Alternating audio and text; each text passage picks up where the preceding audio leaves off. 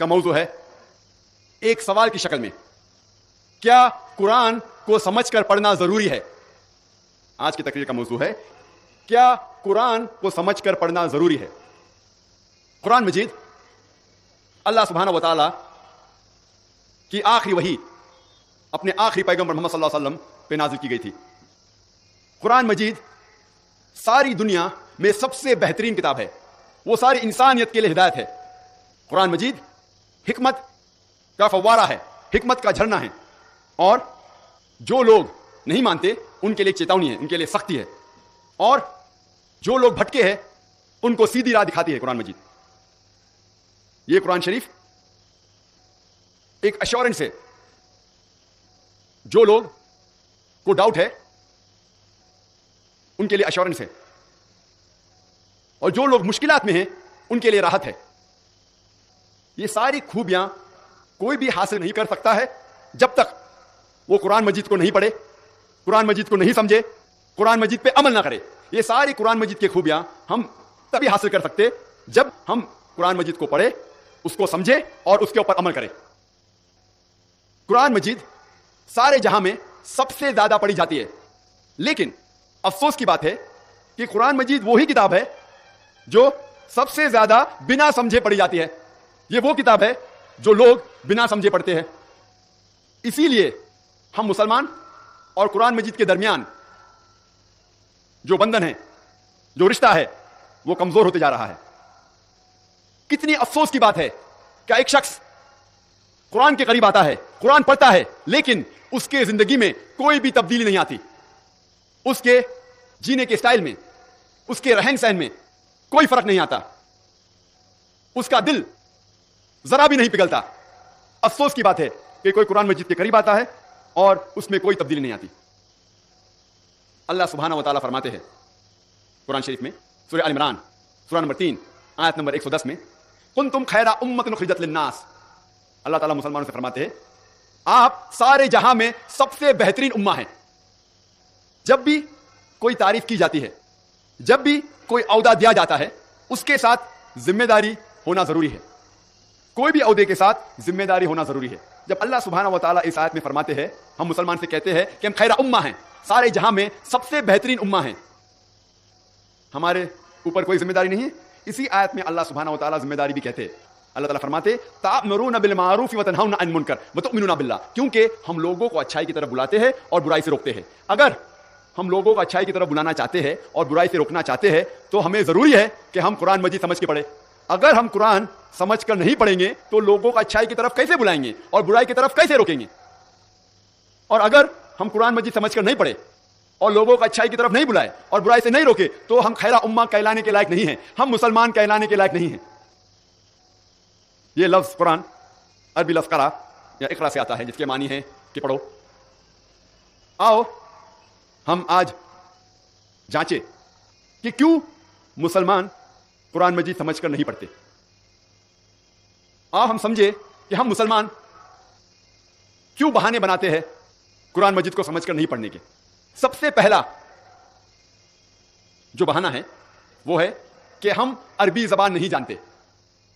یہ حقیقت ہے کہ ساری دنیا میں 20% سے زیادہ مسلمان ہیں، ساری دنیا میں 125 کروڑ سے زیادہ مسلمان ہیں، لیکن لگ بھگ صرف 15% مسلمان عرب ہیں جن کی مادری زبان عربی ہے، اور عرب مسلمان کے علاوہ چند مسلمان عربی زبان جانتے ہیں۔ اس کے معنی 80% سے زیادہ مسلمان عربی زبان نہیں سمجھتے۔ جب بھی کوئی بچہ پیدا ہوتا ہے، ماں کے پیٹ کے باہر نکلتا ہے، ماں کے پیٹ میں سے نکلتا ہے، وہ کوئی بھی زبان نہیں جانتا۔ وہ سب سے پہلے اپنی مادری زبان، اپنی ماں کی زبان سیکھتا ہے تاکہ وہ گھر والوں سے گفتگو کر سکے۔ اس کے بعد وہ محلے کی زبان سیکھتا ہے تاکہ وہ محلے والے سے گفتگو کر سکے۔ پھر جب وہ تعلیم حاصل کرتا ہے اسکول میں یا کالج میں، جس زبان میں تعلیم حاصل کرتا ہے اس زبان کو سیکھتا ہے۔ ہر انسان کم از کم 2 یا 3 زبان سمجھ سکتا ہے۔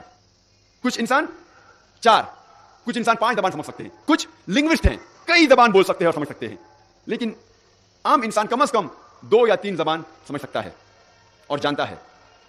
کیا ہمیں ضروری نہیں کہ ہم وہ زبان سمجھے اللہ سبحانہ و تعالیٰ نے جس زبان میں آخری پیغام انسانیت کے لیے پیش کیے. کیا ہمیں ضروری نہیں کہ ہم عربی زبان جانیں؟ اور عمر کبھی بھی کوئی بھی اچھے کام کے لیے رکاوٹ نہیں ہے. میں آپ کو مثال پیش کرنا چاہتا ہوں ڈاکٹر مورس بکیل کی. ڈاکٹر مورس بکیل ایک کرسچن تھے، عیسائی تھے. انہیں فرینچ اکیڈمی ایوارڈ ملا تھا ان دا فیلڈ آف میڈیسن، اور انہیں چنا گیا تھا کہ فرعون کی لاش جو بچ گئی تھی اور جو لوگ نے ڈھونڈا 19ویں صدی میں، اسے میوزیم میں رکھا گیا تھا ایجپٹ کے. تو ڈاکٹر مورس بکیل کو چنا گیا تھا اس لاش کے اوپر تحقیق کرنے کو. اور مورس بکیل کیونکہ کرسچن تھے، عیسائی تھے، وہ جانتے تھے کہ بائبل میں لکھا ہوا تھا کہ فرعون جب موسیٰ علیہ السلام کا پیچھا کر رہا تھا وہ فرعون دریا میں ڈوب جاتا ہے، یہ انہیں پتا تھا. لیکن جب ڈاکٹر مورس بکیل عرب ممالک کا دورہ کر رہے تھے، وہاں ایک عرب نے کہا کہ کچھ نئی بات نہیں کہ آپ نے فرعون کی لاش کو ڈھونڈ نکالا، کیونکہ اللہ سبحانہ و تعالیٰ فرماتے ہیں سورہ یونس میں سورہ نمبر 10 آیت نمبر 92 میں، اللہ سبحانہ و تعالیٰ فرماتے ہیں کہ ہم فرعون کی لاش کو حفاظت سے رکھیں گے، محفوظ رکھیں گے، تاکہ ساری دنیا کے لیے وہ ایک نشانی بنے.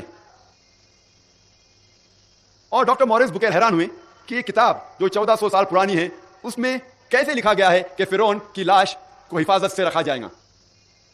اسی لیے ڈاکٹر مورس بکیل نے قرآن مجید کا ترجمہ پڑھا، اور ترجمہ پڑھنے کے بعد اتنا متاثر ہوئے کہ قرآن کو اور اچھی طریقے سے سمجھنے کے لیے 50 سال کی عمر میں انہوں نے عربی زبان سیکھی اور قرآن کا مطالعہ کیا. اس کے بعد ایک کتاب لکھی، بائبل، قرآن اینڈ سائنس، اور یہ کتاب کافی مشہور ہے اور کئی زبانوں میں اس کا ترجمہ ہو چکا ہے. میں نے مثال آپ کو دی آپ کو سمجھانے کے لیے کہ ایک غیر مسلمان، ایک کرسچن، ایک عیسائی 50 سال کی عمر میں قرآن شریف کو اور اچھی طریقے سے سمجھنے کے لیے 50 سال کی عمر میں عربی زبان سیکھتا ہے. میں جانتا ہوں کہ ہم سب ڈاکٹر مورس بکیل کی طرح جذبہ نہیں رکھتے ہوئیں گے، لیکن اگر ہم عربی زبان نہیں جانتے تو کم از کم قرآن مجید کا ترجمہ تو پڑھ سکتے ہیں. مولانا عبد المجید دریابادی فرماتے ہیں کہ ساری دنیا میں سب سے مشکل کتاب جس کا ترجمہ ہو سکتا ہے وہ ہے قرآن مجید. قرآن مجید ساری دنیا میں سب سے مشکل کتاب ہے جس کا ترجمہ ہو سکتا ہے، کیونکہ قرآن مجید کی زبان اللہ سبحانہ و تعالیٰ کی طرف سے ہے اور ایک بہترین زبان ہے، ایک معجزہ ہے. قرآن مجید کی ایک ہی آیت ایک انٹلیکچوئل، ایک ذہین آدمی کو متاثر کرتی ہے، اور وہی آیت ایک عام آدمی کو متاثر کرتی ہے. یہ خوبی ہے قرآن مجید کی. اور کئی عربی الفاظ اس کے 50 سے زیادہ معنی ہوتے، ایک قرآن مجید کی آیت کے کئی معنی ہوتے. اسی لیے یہ اللہ سبحانہ و تعالیٰ کی آخری کتاب سب سے کٹھن کتاب ہے، سب سے مشکل کتاب ہے جس کا ترجمہ ہو سکتا ہے. لیکن اس کے باوجود الحمدللہ ثم الحمدللہ کئی علماء نے، کئی مفسرین نے قرآن مجید کا ترجمہ دنیا کے کئی زبانوں میں کیا. جتنے میجر لینگویجز ہیں، جتنے سب سے زیادہ بولی جانے والی دنیا کے زبانیں ہیں، اس کے اندر الحمدللہ ثم الحمدللہ قرآن مجید کا ترجمہ ہو چکا ہے. اگر ہم عربی زبان نہیں جانتے، ہمارا فرض ہے کہ کم از کم ہم قرآن مجید کا ترجمہ پڑھیں، اس زبان میں پڑھے جس زبان پہ آپ کو مہارت ہے. اگر آپ کو اردو پہ مہارت ہے تو قرآن مجید کا ترجمہ اردو میں پڑھیے. اگر آپ کو کشمیری پہ مہارت ہے تو کشمیری میں پڑھیے. اگر آپ کو انگریزی پہ مہارت ہے تو انگریزی میں پڑھیے. اگر آپ کو مراٹھی پہ مہارت ہے تو مراٹھی میں پڑھیے. لیکن کم از کم قرآن مجید کا ترجمہ ضرور پڑھیے. ہم مسلمان اکثر بہانے بناتے ہیں کہ ہم بہت بزی ہیں، ہم بہت مصروف ہیں. ہم مصروف ہیں ہمارے تجارت میں، ہم مصروف ہیں پڑھائی میں، اسکول میں، کالج میں، یونیورسٹی میں. ہم مصروف ہیں کیونکہ ہم کام پہ جاتے ہیں. ہمارے پاس قرآن مجید کا ترجمہ پڑھنے کے لیے ٹائم نہیں ہے. ہم سب یہ جانتے ہیں کہ جو بھی وقت ہم اسکول میں لگاتے ہیں یا کالج میں یا یونیورسٹی میں، ہم سینکڑوں کتابیں پڑھتے ہیں اور کئی کتابیں حفظ کر لیتے ہیں. ایگزامینیشن میں بیٹھنے کے پہلے کئی کتابیں ہم حفظ کر لیتے ہیں. کیا ہمارے پاس قرآن مجید پڑھنے کا ٹائم نہیں ہے؟ اگر آپ قرآن مجید پڑھیں گے، اس کا ترجمہ چند دنوں میں آپ پڑھ سکتے ہیں. لیکن محمد صلی اللہ علیہ وسلم فرماتے ہیں حدیث ترمذی کی کہ جو کوئی 3 دن سے کم وقت میں قرآن مجید پڑھتا ہے وہ قرآن مجید کو سمجھ کے نہیں پڑھتا. تو اگر آپ سکون سے پڑھیں گے تو انشاءاللہ کم از کم 7 دن میں قرآن مجید کا ترجمہ پڑھ سکتے ہیں. اگر آپ روز ایک جز، ایک پارہ پڑھیں گے تو 1 مہینے میں آپ قرآن مجید ختم کر سکیں گے. اور جو ڈگری آپ حاصل کرتے ہیں اسکول جا کے، کالجز اور یونیورسٹی جا کے، یہ ڈگری آپ کو اس دنیا میں فائدہ پہنچا سکتی ہے، نہیں بھی پہنچا سکتی ہے. کیونکہ ہم جانتے ہیں کئی ڈگری والے بیکام ہیں، ان کے پاس کام نہیں ہے، لیکن اللہ سبحانہ و تعالیٰ وعدہ دیتے ہیں کہ اگر آپ اس قرآن کو سمجھ کے پڑھیں گے تو آپ کو آخرت میں ہی نہیں لیکن اس دنیا میں بھی انشاءاللہ فائدہ ہوگا۔ اللہ تعالیٰ فرماتے ہیں سورہ بقرہ میں سورہ نمبر 2 آیت نمبر 1 اور 2، الف لام میم ذالک الکتاب لا ریب فیہ، الف لام میم، یہ وہ کتاب ہے جس میں کوئی شک نہیں جو تقویٰ رکھتے ہیں۔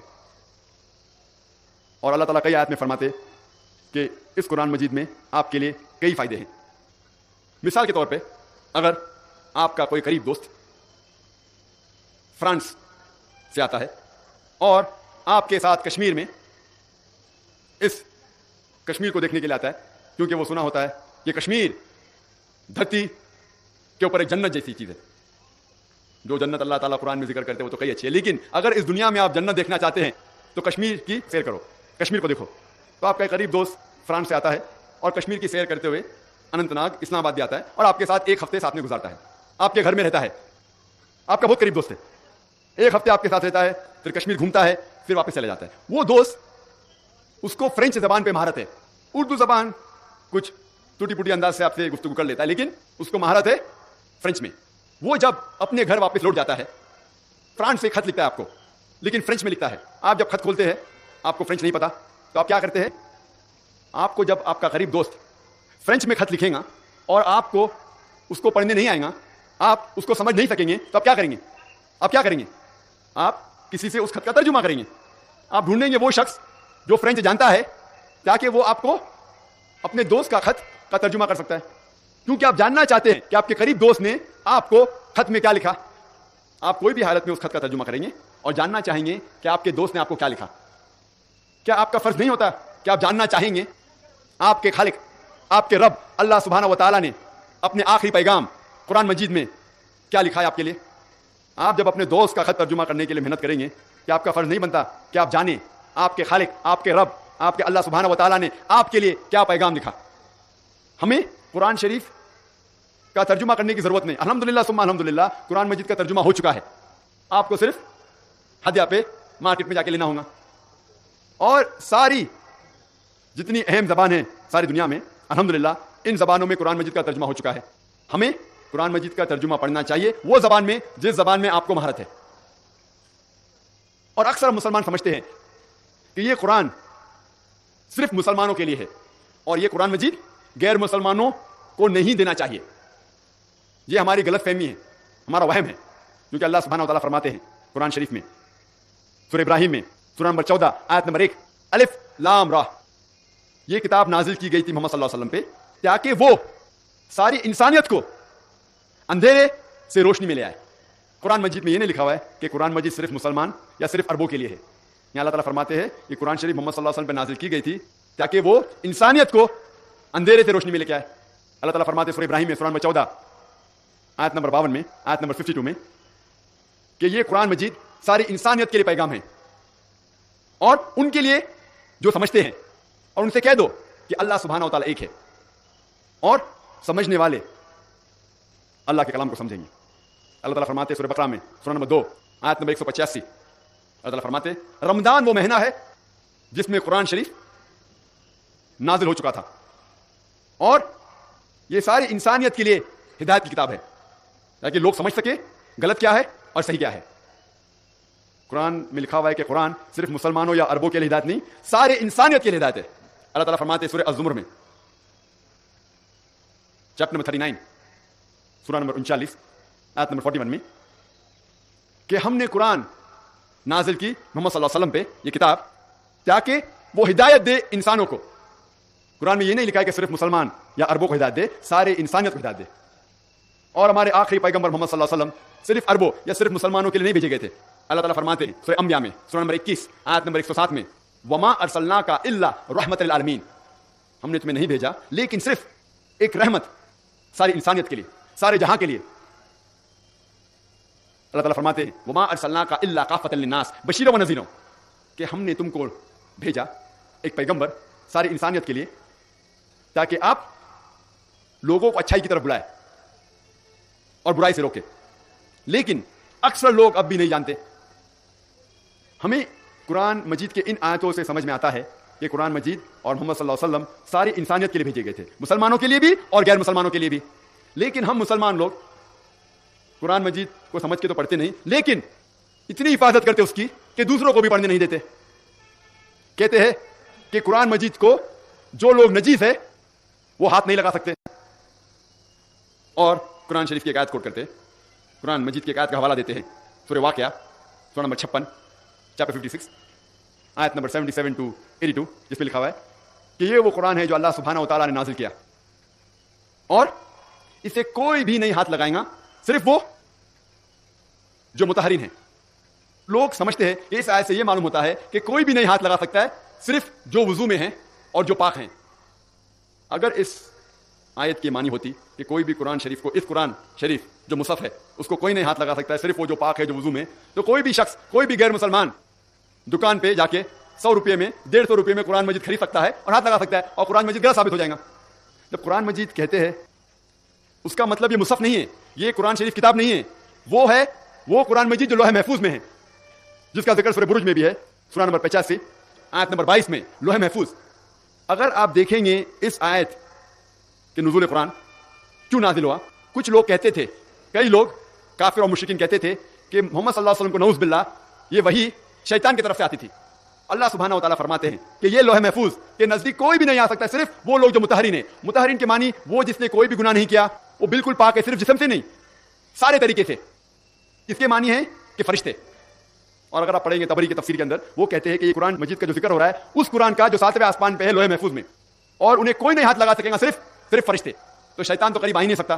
اس کے معنی یہ نہیں کہ کوئی بھی انسان جو پاک نہیں ہے وہ ہاتھ نہیں لگا سکتا. ہاں، پاک ہونا اور وضو میں ہونا اچھی بات ہے، لیکن اس آیت سے یہ نہیں ثابت ہوتا ہے کہ فرض ہے. اور کچھ لوگ کہتے ہیں ہم قرآن مجید کا صرف ترجمہ دیں گے، عربی متن قرآن شریف عربی میں ساتھ ساتھ نہیں دیں گے. اگر کوئی صرف ترجمہ بھی دینا چاہتا ہے مجھے کوئی اعتراض نہیں، لیکن میں خصوصاً جب میں دیتا ہوں کوئی غیر مسلمان کو قرآن، ترجمے کے ساتھ عربی متن عربی قرآن بھی دیتا ہوں، کیونکہ ترجمے میں کوئی بھی غلطی اگر ہو، اور ترجمے تو انسان کرتے ہیں، غلطی تو کانا کا کریں گے ہی، اگر کوئی ترجمے میں غلطی ہوں گی تو وہ اللہ سبحانہ و تعالیٰ کی طرف سے نہیں ہے، وہ انسان کی طرف سے ہے. اسی لیے میں خود ترجمے کے ساتھ عربی بھی دینا پسند کرتا ہوں، کیونکہ مثال کے طور پہ اکثر آپ اگر پڑھیں گے سورہ لقمان کی آخری آیت، سورہ لقمان سورہ نمبر 31 آیت نمبر 34 میں ذکر کرتا ہے اللہ تعالیٰ کہ اللہ کے علاوہ کوئی بھی نہیں جانتا کہ ماں کے پیٹ کے اندر جو بچہ ہے وہ کیسا ہوگا. اگر آپ اردو ترجمہ پڑھیں گے، اکثر اردو ترجمے میں لکھا ہوا ہے کہ کوئی بھی نہیں جانتا کہ ماں کے پیٹ کے اندر جو بچے کا جنس ہے وہ لڑکا ہے کہ لڑکی، کوئی نہیں جانتا، صرف اللہ تعالیٰ جانتے ہیں.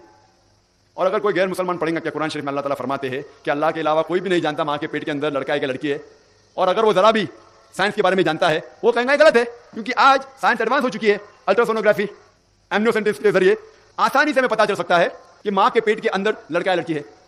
اگر آپ عربی پڑھیں گے اس کے اندر لفظ جنس ہے ہی نہیں، اس میں صرف یہ لکھا ہوا ہے کہ کوئی بھی نہیں جانتا، صرف کوئی بھی نہیں جانتا ماں کے پیٹ کے اندر بچہ کیسا ہوگا صرف اللہ تعالیٰ کے علاوہ. کیسا ہوگا کہ معنی وہ ماں کے پیٹ کے باہر نکلنے کے بعد اچھا ہوگا یا برا ہوگا، معاشرے کے لیے فائدے مند ہوگا یا نقصان دار، وہ آخرت میں جنت جائے گا یا جہنم جائے گا، کوئی بھی نہیں جانتا. اور سارے ڈاکٹر سارے مشین بھی اکٹھا کریں گے تو کوئی بھی یہ نہیں کہہ سکے گا کہ وہ لڑکا وہ بچہ جنت میں جائیں گا جہنم میں جائیں گا. تو اس میں غلطی ہے ترجمے کرنے والے کی. تو اسی لیے میں خصوصاً چاہتا ہوں کہ جب بھی ترجمہ دے غیر مسلمان کو تو عربی کے ساتھ دے، تو ہم کہہ سکتے ہیں کہ عربی کے اندر یہ غلطی نہیں ہے، یہ ترجمہ کرنے والے کی غلطی ہے. اور جو لوگ کہتے ہیں کہ اگر آپ عربی قرآن غیر مسلمان کو دیں گے اور آپ کو سزا ملیں گی، تو میں کہتا ہوں کوئی حرج نہیں. اگر اللہ تعالیٰ مجھے ذمہ دار ٹھہرائیں گے عربی قرآن کوئی غیر مسلمان کو دینے کے لیے، تو میں میرے آخری رسول محمد صلی اللہ علیہ وسلم کے ساتھ ہوں گا. کیونکہ محمد صلی اللہ علیہ وسلم کی سیرت میں یہ معلوم ہوتا ہے کہ محمد صلی اللہ علیہ وسلم نے غیر مسلمان بادشاہوں کو خط لکھوائے، صحابہ سے کہا کہ خط لکھو، اور اس خط میں قرآن کے آیت بھی لکھوائے. کئی بادشاہوں کو لکھا، یمن کے بادشاہ، مصر کے بادشاہ، ایمپرر ہرکولس، کئی بادشاہوں کو لکھا کہ آپ اسلام قبول کرو. اور اس خط کے اندر صحاباؤں کے ذریعے قرآن کی آیت بھی لکھی، اور کئی بادشاہوں نے الحمدللہ اسلام قبول کیا. کئی بادشاہوں نے خط کو پھاڑ دیا اور پیر کے نیچے مسئلہ. ایسا ایک خط موجود ہے کوپٹا کی میوزیم میں، جس کے اندر اللہ کے رسول سورہ عمران سورہ نمبر 3 آیت نمبر 64 لکھواتے ہیں، جس میں ذکر ہے کل یا اہل کتاب، کہو اہل کتاب سے تعالوا الی کلمۃ سواء بین بینکم، آؤ اس بات کی طرف جو آپ اور ہم میں یکساں ہے. سب سے پہلی بات ہے اللہ نعبد الا اللہ،